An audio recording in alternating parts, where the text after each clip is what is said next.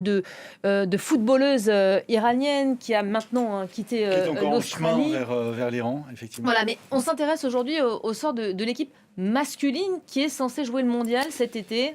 Qui est qualifié effectivement pour une deuxième Coupe du Monde d'affilée. Les Iraniens et le président de la fédération iranienne qui avait déjà avancé cette hypothèse au lendemain du début de l'opération Epic Fury, ne pas se rendre aux États-Unis, boycotter la compétition. Et aujourd'hui, le ministre des Sports a aujourd'hui donc entériné cette ligne dure. Ce gouvernement corrompu américain a assassiné notre dirigeant. Nous ne sommes donc pas en mesure de participer à la Coupe du Monde. Nos joueurs ne seront absolument pas en sécurité aux États-Unis. Et en raison des actes odieux que les Américains ont commis contre l'Iran, ils nous ont imposé 2 guerres en seulement 8 ou 9 mois et ont tué et martyrisé des milliers de nos citoyens. Il nous est rigoureusement impossible de participer à la Coupe du Monde.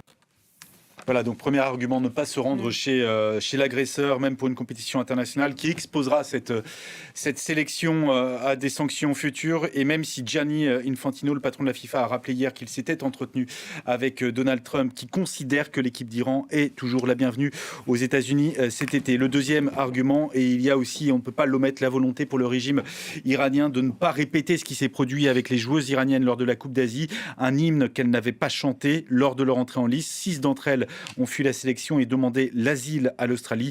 Des images qui ont fait le tour du monde. C'est évidemment pas la promotion du régime iranien. Les footballeurs iraniens, souvenez-vous, lors de la Coupe du Monde 2022, qui avaient eux aussi refusé de chanter leur hymne lors de leur entrée en lice face à l'Angleterre, alors qu'il y avait des manifestations en Iran suite à la mort de Mahsa Amini.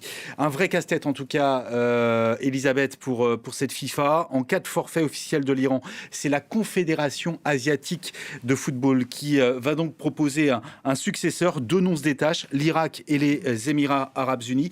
Ça n'est pas sans poser là aussi de vrais problèmes logistiques. L'Irak qui doit encore disputer un barrage intercontinental le 31 mars. Ce barrage intercontinental qui doit les opposer à la Bolivie ou au Suriname, mais qui doit se disputer au Mexique. Mais là encore, en raison des tensions avec l'Iran, l'espace aérien irakien est fermé. La FIFA a proposé que l'essentiel des joueurs bloqués à Bagdad fassent le voyage en bus jusqu'à la frontière turque et prennent ensuite un avion direction le Mexique. C'est un voyage de 25 heures. Ça a été refusé par la fédération irakienne. L'Irak a donc demandé le report de ce barrage au mois de juin.